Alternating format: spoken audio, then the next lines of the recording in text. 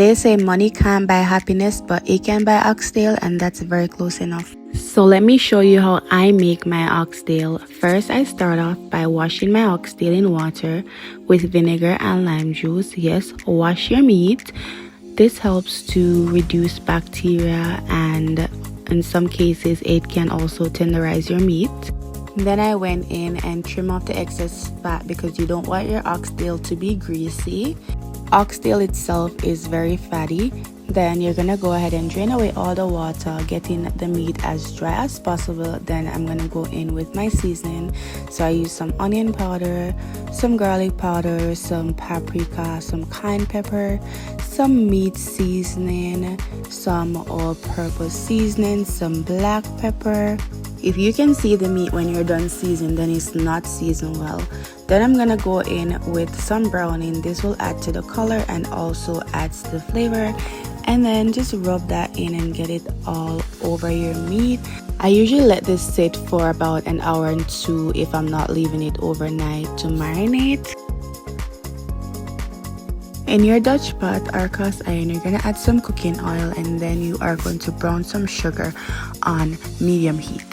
Ensure that your oil is very hot before you add in your sugar so that the sugar can melt.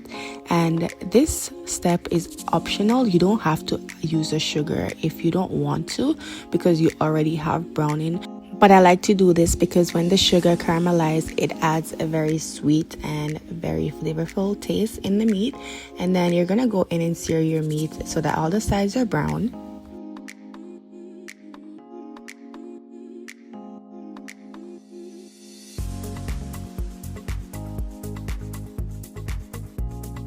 After that, I went in with my dry seasoning. I go in with some thyme, some scallions, some onions, some garlic, my Scotch bonnet pepper, and then you're gonna go ahead and add 2.5 cups of water to your pot.